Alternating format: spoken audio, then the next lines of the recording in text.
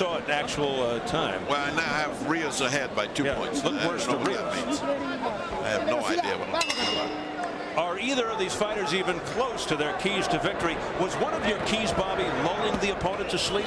Well, not really, but in all due fairness, for Rios, it was controlling the pace. This is what he meant by it, not letting it be too fast, not letting it be a barn burner where he got taken out of his boxing game plan, and he's established that. He's done that. The right uppercut on the inside hasn't really been effective, nor has the straight left been that effective, or the jab for Johnston for that matter, excuse me. He's looking to win the title on a great defensive fight without any idea of coming on the offense and knocking out Stephen Johnston. I mean, that is not in the game plan. And the game plan is outbox this guy, outbox this guy, win. We had the same thing with Jimmy Ellis and Jerry Quarry. Quarry would have killed Ellis, but we just kept on boxing. Stunk out the joint, won the heavyweight championship of the world. Yeah, I'm telling you, you can't fault Aldo Rios. Obviously. Hey, he's doing good. Yeah, he's ahead. But you don't have to like it. I was just going to say, let him try to get another fight here in the near future. See what happens. Well, he could fight that girl. That would be as handsome as he is, as pretty as she is. Be a good match.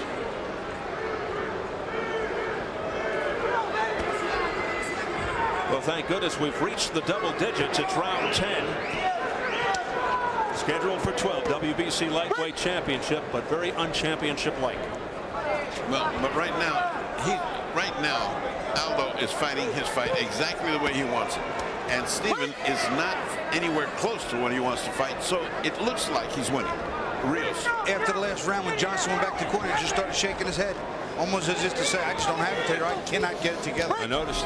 Like saying, I don't know how to get to this guy. Tell me what I'm doing. How do I find him? He doesn't want to fight. He almost stumbled there, Johnston, as he came in. And he got nailed 2 shots. Now, those aren't hard punches, but he got nailed clean. Those are point-building shots. Look at that. Look at that. Even though he may win and retain the title, a low point in the career of Stevie Johnston. Oh, yeah. If he wins here, you should send flowers to Aldo in the morning. Send him a limo. Say, I'm sorry. Let's do it again in Buenos Aires. I have a feeling you'd like to be ringside for that. Yeah, I like Buenos Aires. I love it.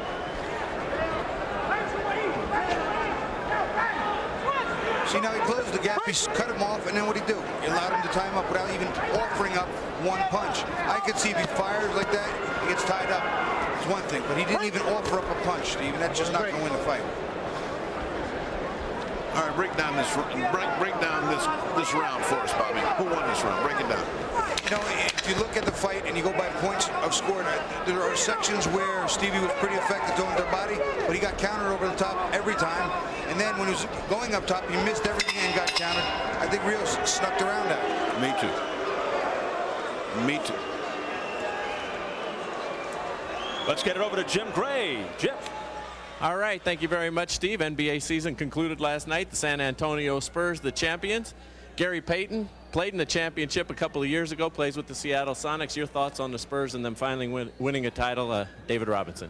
Well, I feel good for David, and I feel good for Avery Johnson. Everybody was putting the criticism on him. They said he could never win one. No, but he won one now, and he's knocking down all the big jump shots. So I feel good for him, and I hope San Antonio can stay that way. Gary, a little bit of controversy surrounding yourself. Will you return to the Sonics? Do you want to stay there? You want me to stay there? It's not up to me. I don't have to play there. No, yeah, I'm going to stay in Seattle. I think Seattle is a great town. All we need to do is just build it up a little bit more. Can they get it right? I think they can. I think we got a good group of guys in the front of us who can do it, but they have to just be committed to do it. And I hope they are this year, and I hope we can do it. Quick question, with the preseason favorite for next year, who would you pick? This was a short season. Now with the whole season, who would you pick going into next year? I think it's all up in the air right now. Michael's gone. Anybody can have a good run. It's like San Antonio. They were struggling in the first beginning of the year, and then they've been strong at the end. I think anybody can win it. All right, Gary, if this fight continues, we could talk to you all night, but we're going to go back out and hope it gets better. Steve? All right, Jim, thanks. Going into this fight, you wouldn't have expected a knockout. After all, Rios has only 4 knockouts amongst his 20 wins, and just 14 of Johnston's 26 wins have ended by KO. But you would have expected a more compelling fight. Yeah, you would have expected Johnston to take control and come right through this guy. Also, it was a complete surprise when a 12-round fight, the highlight of a 12-round fight, is an interview with Jim Gray with a basketball player. Right, I was just going to say, during a championship fight, an interview broke out, and it was better than the fight. He could have talked all the way through this round. We wouldn't have missed anything. Johnston came out this time with a little more, at least it appears, a little more energy and a little more pop, but he's falling right back in the same thing. Slip all those shots, you got to fire back. I mean, he ran over. I mean, like, okay, let's get this on. But Aldo has the key. I don't need to fight you. I can just outpoint you. He's got the key.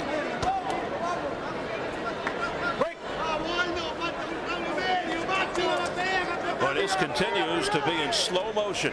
Johnston is just a frustrated fighter. He does not know how to fight this guy. Even when he lands that straight left, though, he's just not following it up. See, what a tentative and horrible punch that was. Not only was it tentative and horrible, but he missed by about a foot. My God, if you're going to throw a slow punch, at least try to hit something, not zing. We cannot do this justice by calling this the championship rounds. Yeah, this is really nothing except it is if Johnston is going to retain his title, this is when he's going to have to do it. These 2 rounds. I personally think he has to win both of these rounds if he wants to keep the title with him. Big. He's got to win them good too. It can't be just like maybe. Well, perhaps it will get more compelling because of that. Let's hope it does. Well, it has to. He has to. He has to take command. He started out the round strong the first 30, 40 seconds. Then Rios started boxing the smart fight again. He's got to close this round or he's going to lose this one too. Johnston should certainly have plenty of energy remaining in that tank. Hasn't really expended much. It hasn't been a big round, but I think it's been one for Steve. Maybe he can put this one in the drawer. Continues to miss the elusive Argentinian. Look at that. Look at that. My gosh. A few Prince Nassim Hamed moves there. That was a pretty good shot. That was finally a good shot. That was the best shot of the night for Johnston. Now, Johnston. At least he won the round.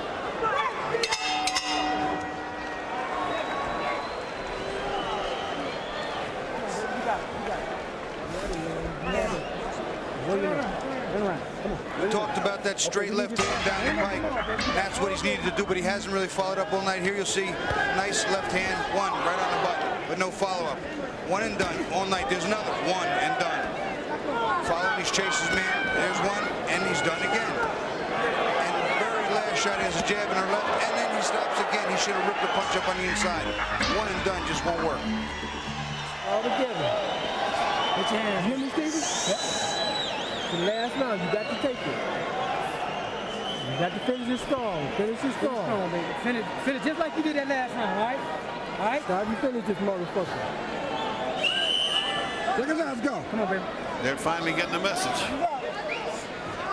I think the corners always had the message. The fighter hasn't. I'd like to hear what the other corner said, gosh, because they must be thinking they won. Moisture too much by the eye of Stevie Johnston. Okay, let's go. Little delay here. Now they finally get back to it. They got to touch gloves. Oh, toughest punch of the night right there. Well, I must say, and unless he wins this round, I don't say he has a chance, Stevie, but even if he wins the round, he has no chance on my scorecard. So let's see what happens. I have him down by a point, 105, 104. Johnston's got to finish strong. Was that a low blow? He got hit right. Still below the belt. Yep. Can't do that anymore. Yeah, but this guy can't walk now. He hit him on the hip, I think. Yeah, look at him. Now he's a horse with a lame leg. Hey, that's not good for a guy that's going to gallop all over. Is he ready? Well, he's got 5 minutes to continue. If he can't continue, he loses automatically. Do they shoot horses boxers that have bad legs? No. See, that's just what he needs, that leg. I mean, take his time. I'd take my time. Well, if the atmosphere has been less than electric, you can expect that to change shortly with Butterbean versus Peter McNeely. And then the always exciting and entertaining Johnny Tapia versus Paulie Ayala. So stay with us. And this may turn into something right this round because Stevie senses he's got him hurt. He can't move away. Oh, the back range Rios for the combination. Was that nice? He gave him a head fake and 2 shots. Bang, bang. Beautiful. Rios is doing the job. It's not pretty, but he's doing the job. Oh, man. That was old-time boxing descent. That was beautiful.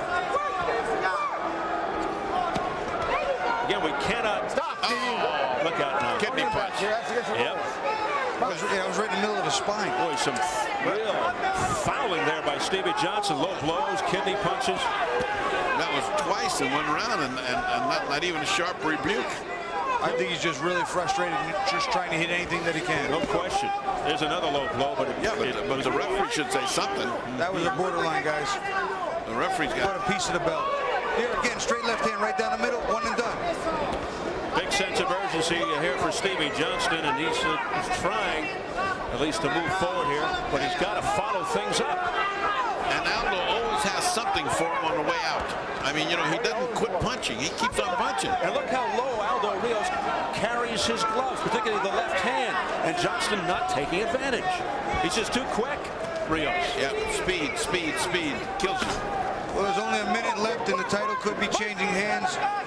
I would like to think that Stevie Johnston would just do anything right now for his last minute. Or a draw, in which case Johnston retains the title.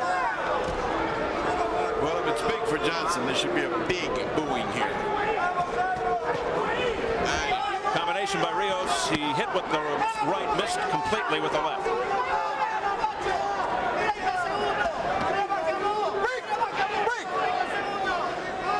It's going to be a tough night for Stevie Johnston to get to sleep. Well, let's just watch the tape of the fight. A good line. Good line. Line of the night, folks. That's a shame. He's a much better fighter than that. Oh, he's much better than this. He just met a guy that got his number. He's just a beautiful boxer. Let's give Rios some credit. He can box. You know, you look at a guy like that, it's not cowardice, it's intelligence. That's what you're supposed to do, not get hit and hit the other guy. Yeah, we're not climbing on the back of Aldo Rios, although offensively he's boring, but more so it's been Stevie Johnston we're upset with. Well, I've got him 115-114. Aldo Rios winning the title. Let's see what happens. What did Butterbean say? Boxing is boring. He's right. He's right. Well, not much to cheer about here on the other side, but for Rios, he may have it. He may have it. Has a belt switched hands here? We'll soon find out. Stevie Johnston, very unimpressive and unspectacular here tonight in trying for his first title defense. Two-time world champion. Not what he had in mind here this evening. You know, from time to time, if you get hit on the hip, it does hurt if it hits you clean. Getting hit on the hip bone can be painful. Rios posing for pictures, trying to make it up to 21-0, but more important to win the title. Hugs all around in that corner. They think he's got it. Wanting to take that belt back to Argentina. Argentina! We're going to see that shot to the hip. Oh, there's a low blow in here, too. We got a whole lot of things. That's a low blow. It's in the thigh. Rios not looking too bad. Boxing smart. Again, a very defensive fighter. Hits Johnston with the jab. Makes Johnston miss. Comes back. Not real effective here, but much more effective than Johnston.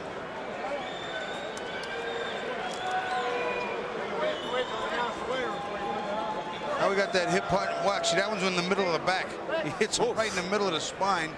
He's just frustrated, and I can understand the frustration, but that's just not the way to turn things around. Best thing we can say about this fight, it's over. Let's go to Jimmy Lennon Jr. Ladies and gentlemen, after 12 rounds of action, we have a unanimous decision. Here are the score totals. Our judge at ringside, Chuck Giampa, scores at 116-112. Judge Jose Juan Guerra scores about 117-112. And Judge Kurt Stroher scores about 118-110. All three in favor of the winner and still champion Stevie Johnston. Hear the crowd reaction. Certainly more of a disparity than we thought. A little surprising. Well, one of the things I was thinking, which I didn't speak about on the air, was I wonder what the agenda would be if this goes to a decision. And we all know that in boxing, those things tend to happen. 117-112, 118-110, and 116-112. Unanimous decision. Stevie Johnston retains the WBC lightweight championship. Coming up next, the big boys. We go from lightweights to super heavies. The king of the four rounders, Butterbean, puts his IBA title on the line against Peter McNeely backstage with the Bean. Despite his popularity, has certainly endured his share of criticism, mainly from purists who feel he's more harm than help.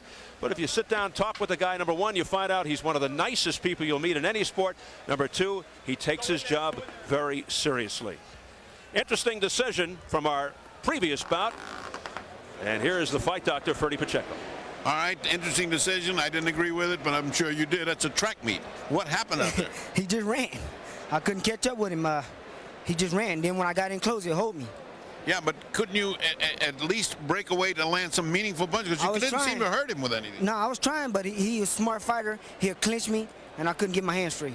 Did he ever hurt you? Nah. Well, I don't think he punched you enough to hurt you. Nah. This was a headbutt. My eye. Yeah? Came in. When he was running, I tried to throw it straight left, and he ducked and came Well, I want to tell you, these are the kind of nights that you lose the title. If you had referees looking the other way, you lose it. In Argentina, you lose this title. Oh, yeah. I mean, so, you know, all right, okay. Déjame hablar con usted. Te voy a hablar en inglés y en español. Obviamente, usted cree que ganó. Sí, yo pienso que los han robado la pelea 2 veces, porque en la balanza acusó mucho, más o menos 300 gramos y no dio la categoría a él. Así que ahí me robaron la pelea y acá arriba otra vez demostré que soy mejor que el campeón y me la robaron. He said they robbed him twice. Once with the weight, the trickery that went on with the weight. The second was that they robbed him up here. He did it. ¿Y qué es lo que te pasó con el peso? Y yo di 64 libras. Sería más o menos 61 kilos y él se pasó de las 135 libras arriba, estaba más o menos 3 rayitas arriba. He said he thought he was 3 pounds over what he should have been, and they pardoned him and let him go ahead. I didn't hear about any of that. Then the pre-fight, apparently this is something that all the camps worked out and agreed to, but he was giving away 3 pounds more than he should have given away. En cualquier momento, él te lastimó. Did he hurt you in any moment? No, una sola mano sentí en los 12 rounds que me conectó. Una izquierda arriba, pero no fue nada, y después las manos que yo le conecté abajo y le inflamé los ojos fueron las manos más netas mías en todos los rounds. He only hurt him once. Johnson hit him high on the head with a left hand that hurt him, but he felt like his punches to the body were hurting him, and he's swollen up his eye, which Johnson claims was due to it. But and so he's full of complaints.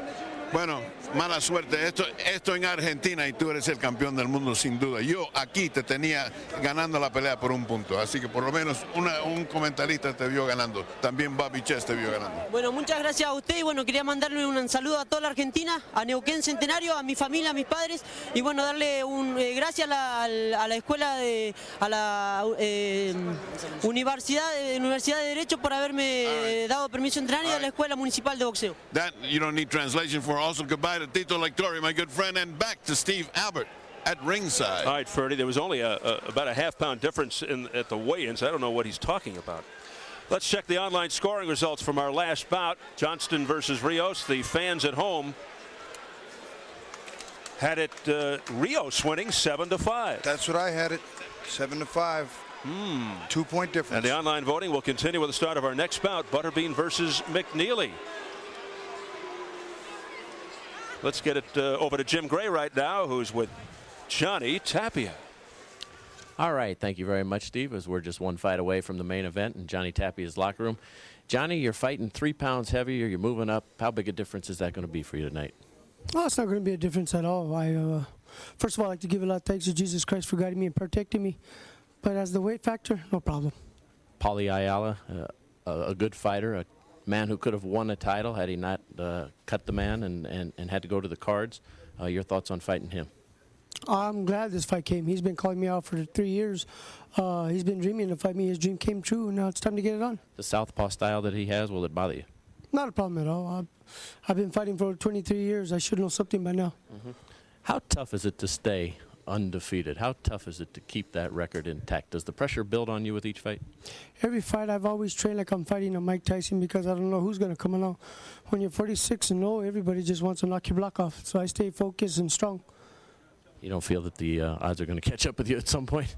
They always do. You know, you're here today, you're gone tomorrow. That's why I live for today. Good luck to you, Johnny. Thank you, and God bless you. All right. Back out to you, Steve. All right, Jim, thanks for in on Butterbean versus McNeely, IBA super heavyweight title. We continue our coverage from the Mandalay Bay Event Center in Las Vegas. When last we saw Peter McNeely, he was in the dream fight of his life. An unknown from Medfield, Massachusetts, designated to fight Mike Tyson in his return bout following prison. We turn back the clock to August of '95. We all know how it turned out. The ref